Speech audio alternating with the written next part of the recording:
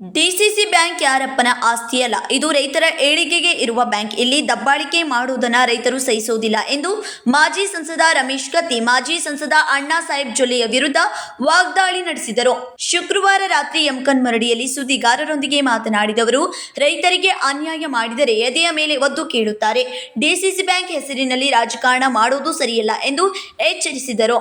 ಲೋಕಸಭಾ ಚುನಾವಣೆಯಲ್ಲಿ ನಿಪ್ಪಾಣಿಯ ಜನರು ಬಿಜೆಪಿ ಸೋಲಿಸಿದ್ದು ಯಾಕೆ ಏನು ಆತ್ಮಾವಲೋಕನ ಅವರು ಮಾಡಿಕೊಳ್ಳಲಿ. ಹುಕ್ಕೇರಿ ಸಹಕಾರಿ ಕ್ಷೇತ್ರದಲ್ಲಿ ಬಂದು ರಾಜಕೀಯ ಮಾಡುವುದನ್ನು ಮೊದಲು ಬಿಡಬೇಕು ಎಂದರು.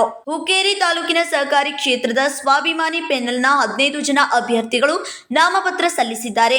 ನಮ್ಮ ಪೆನಲ್ ಗೆದ್ದೇ ಗೆಲ್ಲುತ್ತದೆ ಎಂದರು. ಕಳೆದ 40 ವರ್ಷದಿಂದ ಹುಕ್ಕೇರಿ ಸಹಕಾರಿ ಕ್ಷೇತ್ರದಲ್ಲಿ ಉತ್ತಮ ಆಡಳಿತ ಮಾಡಿಕೊಂಡು ಬಂದಿರುವ ನಮ್ಮ ಸ್ವಾಭಿಮಾನಿ ಪೆನಲ್ ಈ ಬಾರಿಯೂ ಗೆಲುವು ಸಾಧಿಸುತ್ತದೆ ಎಂದರು. ಈಗ ಮದುವೆಯಲ್ಲಿ ಅಕ್ಕಿ ಕಾಳು ಹೋಗಿಲ್ದ ಮದುವೆ ಆಗಂಗಿಲ್ಲ. ಹಂಗೆ ರಾಜಕಾರಣದಾಗ ಇವತ್ತಿನ ದಿವಸ ಆರೋಪ ಪ್ರತ್ಯಾರೋಪ ಮಾಡಿದ್ದು ಸಹಜ. ಆದರೆ ನಿನ್ನೆ ಜನರ ಬಾಡಿ ಹಿರಣ್ಯಕೇಶಿ 69ನೇ ಜನರ ಬಾಡಿ ಇದ್ದು ನನಗೆ ಗೊತ್ತಿತ್ತು. ಬಟ್ ಅಲ್ಲಿ ಏನು ಮಾತುಕತೆ ಆಗಿದ್ದು ನನಗೆ ಗೊತ್ತಿಲ್ಲ. ಅದೇನು ಮಾತಾಡೋದು ತಿಳ್ಕೊಂಡ್ಬಿಟ್ಟು ಮುಂದಿನ ದಿನ ಮಾಡಿದ್ರೆ ಉತ್ತರ ಕೊಡ್ತೀನಿ. ಸರ್ ಅವ್ರಿಗೆ ಏನು ಹೇಳಲಿಕ್ಕೆ ಬಯಸ್ತೀರಿ ಸರ್? ಬಹುಶಃ ಅದು ನಾನು ಹೇಳಕ್ಕೆ ಬಯಸೋದಿಲ್ಲ. ನಮ್ಮ ತಾಲೂಕಿನ ಜನ ಇವತ್ತು ದಿವಸ ಅದು ಏನು ಹೇಳಬೇಕು ಅನ್ನೋದು ಈಗಾಗಲೇ ಅವರು ಡಿಸೈಡ್ ಮಾಡಿದ್ದಾರೆ. ಬರುವಂಥ 28ನೇ ತಾರೀಕು ಅದಕ್ಕೆ ಉತ್ತರ ಅವರು ಕೊಡ್ತಾರೆ. ಸರ್, ವಿಶ್ವೇಶ್ವರಮಡಿ ಮತಕ್ಷೇತ್ರದಿಂದ ಏನು ರೆಸ್ಪಾನ್ಸ್ ಇದೆ? ಯಮಕನಮರಡಿ ಮತಕ್ಷೇತ್ರದಲ್ಲಿ ಅತಿ ಅದ್ಭುತವಾಗಿರ್ತಕ್ಕಂಥ ರೆಸ್ಪಾನ್ಸ್ ಇವತ್ತು ದಿವಸ ಅಥವಾ ಸ್ವಾಗತ ಮಾಡೋದ್ರ ಮುಖಾಂತರ ಜನ ಬೆನ್ನತ್ತಿದ್ದಾರೆ. ಅವರ ಒಂದು ಆಡಳಿತಕ್ಕೆ ಬೇಸತ್ತಿದ್ದಾರೆ. ಬೇಸರದ ಮುಖಾಂತರ ಇಲ್ಲ ತಾವು ಬೇಕು, ತಾವು ಬಂದಿದ್ದೀರಿ, ನಾವು ಹೀಗೆ ಮುಂದುವರಿರಿ ಅನ್ನುವಂಥ ಮಾತನ್ನು ಅವರು ಸಹಿತ ಹೇಳ್ತಾರೆ. ಯಮಕನಮರಡಿ ಮತಕ್ಷೇತ್ರದಲ್ಲಿ ಮತಗಳು ಎಷ್ಟಿದೆ? ಯಮಕನಮರಡಿ ಮತಕ್ಷೇತ್ರದಲ್ಲಿ ಸರ್ವಸಾಧಾರಣ 22,000 ಮತಗಳಲ್ಲಿದ್ದಾವೆ.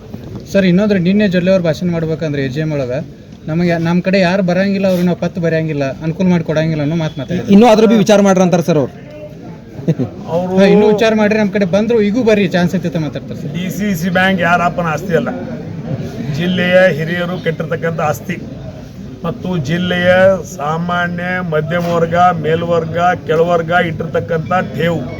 ಅದರಿಂದ ಸಂಸ್ಥೆಯನ್ನು ಉಳಿಸಿ ಬೆಳೆಸಿ ರೈತರ ಸಂಕಷ್ಟಗಳಿಗೆ ಆರ್ಥಿಕವಾಗಿ ನೆರವು ಮಾಡುವಂಥದ್ದು ಕೆಲಸ. ಅವ್ನು ಕೊಡ್ತಾನೋ ಇವ್ನು ಕೊಡ್ತಾನೋ ಹೇಳಕ್ಕೆ ಯಾರಪ್ಪ ನಮ್ಮಪ್ಪನ ಮನೆ ಆಸ್ತಿನೂ ಅಲ್ಲ, ಬೇಡ ಯಾವ ಹೇಳಿದನೋ ಅವ್ರ ಅಪ್ಪನ ಮನೆಯೂ ಆಸ್ತಿನೂ ಅಲ್ಲ.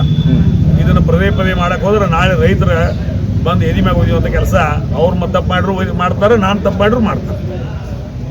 ಅವ್ರು ಇಲ್ಲಿ ಬಂದ ಕ್ಷೇತ್ರ ಸುಧಾರಣೆ ಮಾಡಕ್ಕೆ ಬಂದಾರ ಸರ್, ಅಭಿವೃದ್ಧಿ ಮಾಡಕ್ಕೆ ಬಂದಾರ ಸರ್. ಅದು ನಮ್ಗೆ ಜನ ಅದಕ್ಕೆ ಉತ್ತರ ಕೊಡ್ತೈತಿ. ಕ್ಷೇತ್ರ ಸುಧಾರಣೆ ಮಾಡಿದ್ರೆ ಅವ್ರ ಮತ MP ಚುನಾವಣೆಯಲ್ಲಿ ಅವ್ರ ಮತಕ್ಷೇತ್ರದಲ್ಲಿ ಏನಾಗಿದೆ ಅದ್ರ ಬಗ್ಗೆ ಅವ್ರು ಗಮನ ಹರಿಸಬೇಕು. ನಮ್ಮ ಮತಕ್ಷೇತ್ರ ಇವತ್ತು ಸುಧಾರಣೆ ಆಗಿದ್ರೆ ನಮ್ಮ ಮತಕ್ಷೇತ್ರದಲ್ಲಿ ಏನಾಗಿದೆ ಅದನ್ನು ಗಮನ ಹರಿಸಬೇಕು. ಇವತ್ತು ಹುಕ್ಕೇರಿ ಮತಕ್ಷೇತ್ರದಲ್ಲಿ 8,000 ನಾವು ಲೀಡ್ ಕೊಟ್ಟಿದ್ದೀವಿ. ಅವ್ರ ಮತಕ್ಷೇತ್ರ ನಿಪ್ಪಾಣಿ ಮತಕ್ಷೇತ್ರದಲ್ಲಿ ಅವರು 28ರಿಂದ 30,000 ಮೈನಸ್ ಆಗೈತೆ BJP. ಅದ್ರ ಬಗ್ಗೆ ಅವ್ರು ಗಮನ ಹರಿಸಲಿ ಅನ್ನೋ ಮಾತನ್ನು ಹೇಳ್ತಾ ಇದ್ದಾರೆ. ಸರ್, ಅವ್ರೇನು ಅನ್ನತ್ತಾರ ಗುರ್ತಿದ್ದೇನೆ ಸರ್, ನಾವು ಹೊರಗಿನವ್ರ ಪದೇ ಅನಾತೀರಿ, ನಾವೇ ಇಲ್ಲಿ ಇಲೆಕ್ಷನ್ ನಿಲ್ಲಕ್ಕೆ ಬರತ್ತೇವು, ನಿಮ್ಮ ತಾಲೂಕಿನವ್ರಿಗೆ ನಿಲ್ಸಾತೀವಿ. ಮೊದಲನೇದ್ದು ಆ ದಿವಸ ನಿನ್ನೇನೋ TP ಇತ್ತು. ಮೊದಲನೇದ್ದು ಅವರು ಆ ವೇದಿಕೆ ಮೇಲೆ ಹೋಗಕ್ಕೆ ಏನೂ ಸಂಬಂಧ ಇಲ್ಲ ಅವ್ರಿಗೆ. ಅವರು ನಮ್ಮ ಸಂಸ್ಥೆಯ ಸದಸ್ಯರು ಅಲ್ಲ. ಸುಮ್ಮನೆ ಏನೇನೋ ಮಾಡಕತ್ತಾರ ಅಂದ್ಕೊಂಡು ನಾವು ಸುಮ್ಮನೆ ಗಪ್ಪದೀವಿ. ಯಾಕಂದ್ರೆ ಅವ್ರಿಗೆ ನಿಪ್ಪಾಣಿ ಫ್ಯಾಕ್ಟ್ರಿ ಸಕ್ರೆ ಮಾರಿದ 50,000 ಬಂದಿಲ್ಲ, ನಿನ್ನ FIR ಆಗಿತ್ತು. 50,000 ಕ್ವಿಂಟಲ್ ತುಡುಗಿನ ಸಕ್ಕರೆ, 50,000 ಕ್ವಿಂಟಲ್ ತುಡುಗಿನ ಸಕ್ಕರೆಯನ್ನು GST ತಪ್ಪಿಸಿ ಗೋಡೌನ್ದಾಗ ಇಟ್ಟಿದ್ರು. GST ಅಧಿಕಾರಿಗಳು ಬಂದು ಅದನ್ನು ರೇಡ್ ಮಾಡಿದರು. ಅಲ್ಲಿ ಏನೋ ವ್ಯವಹಾರಗಳನ್ನು ಸುದ್ದಿ ಮಾಡೋದ್ರ ಮುಖಾಂತರ 50,000 ಕ್ವಿಂಟಲ್ ಇದ್ದು 5,000 ಕ್ವಿಂಟಲ್ಗೆ ಅದನ್ನು ಕೇಸನ್ನು ಕಡಿಮೆ ಮಾಡಿದರು.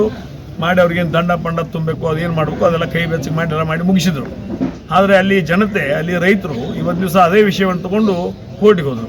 ಕೋರ್ಟ್ನಾಗ ಹೋದಾಗ ಇವತ್ತು ಕೋರ್ಟ್ ಅದನ್ನು ಭಾಳ ಕ್ರಿಮಿನಲ್ ಮೈಂಡೆಡ್ ಪರಿಗಣಿಸೋ ಮುಖಾಂತರ ಇದು ರೈತರಿಗೆ ದೊಡ್ಡ ಅನ್ಯಾಯ ಆಗಿದೆ.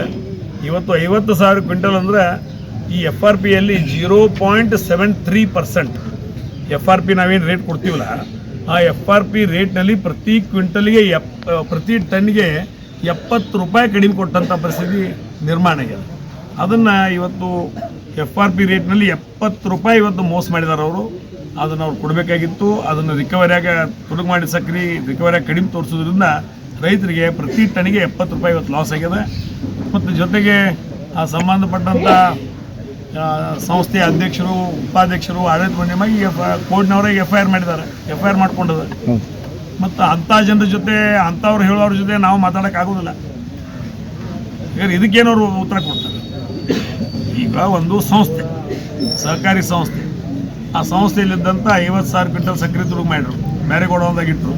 ಅಲ್ಲಿ GSTದವರು ವಿಸಿಟ್ ಮಾಡಿದ್ರು, ರೇಡ್ ಮಾಡಿದರು. ಅದನ್ನು ಹೊಂದಾಣಿಕೆ ಮಾಡ್ಕೊಂಡು 5,000 ಕ್ವಿಂಟಲ್ ಕೇಳಿಸಿ ಏನೋ ಮಾಡಿ ಸರಿ ಮಾಡ್ಕೊಂಡಿದ್ರು. ಮತ್ತು ಅಲ್ಲಿ ಜನ ರೈತರು ಕೂಡಿ ಇವತ್ತು ಕೋರ್ಟಿಗೆ ಹೋದರು. ಕೋರ್ಟ್ನಾಗ ಹೋದಾಗ ಕೋರ್ಟ್ನಾಗ ಪರಿಗಣಿಸಿದರು, ಎಲ್ಲ ವಿಷಯವನ್ನು ಗಮನಕ್ಕೆ ತಂದರು. ಪ್ರತಿ ಟನ್ನಿಗೆ ಇವತ್ತು ದಿವಸ 0.73% FRP ತಾವು ಕಡಿಮೆ ಕೊಟ್ಟಿದ್ದೀರಿ, ಅದಕ್ಕೆ ನೀವು ಕ್ರಿಮಿನಲ್ ಮಾಡಿದ್ದೀರ ಅನ್ನೋ ಮುಖಾಂತರ ಇವತ್ತು ದಿವಸ ಅವ್ರ ಮೇಲೆ FIR ಅನ್ನು ಅಧ್ಯಕ್ಷರ ಮೇಲೆ, ಚೇರ್ಮನ್ ಮೇಲೆ, ವೈಸ್ ಚೇರ್ಮನ್ ಮೇಲೆ, ಆಡಳಿತ ಮಂಡಳಿ ಮೇಲೆ FIR ಅನ್ನು ದಾಖಲು ಮಾಡಿದ್ದು ಬಹುಶಃ ಅವ್ರ ಗಮನಕ್ಕೆ ಐತೆ ಇಲ್ಲಿ ಗೊತ್ತಿಲ್ಲ. ನನಗೂ ಗಮನಕ್ಕೆ ಬಂದಂಥ ಸಂದರ್ಭ ಈ ವಿಷಯವನ್ನು ಮಾತಾಡ್ತಾರೆ. Yes sir. Sir, Belagavi district ಒಳಗಡೆ ಕತ್ತಿ ಮಣಿತನ ಮೇಲೆ ಆ ಕಡೆ ಈ ಕಡೆ ಕ್ಷೇತ್ರದ ಮುಗಿಬೀಳಕ್ಕೆ ಕಾರಣ ಏನು ಸರ್? ನಿಮ್ಗೆ ಬೆಸ್ಟ್ ರೀಸನ್ ಅಥವಾ ಬೇರೆ ಏನಾರ ಅಜೆಂಡಾ ಇದೆ ಸರ್? ದಿವಂಗತ ನಮ್ಮ ಅಣ್ಣ ಉಮೇಶನ ಕತ್ತಿ ಇಲ್ಲದೊಂದು ಕಾರಣ. Correct sir. ಆದರೆ ನಮ್ಮ ಅಣ್ಣ ಇಲ್ಲ ಅಂತ ತಿಳ್ಕೊಂಡು ಅವ್ರು ಮುಗಿಬಿದ್ದಿದ್ದಾರೆ.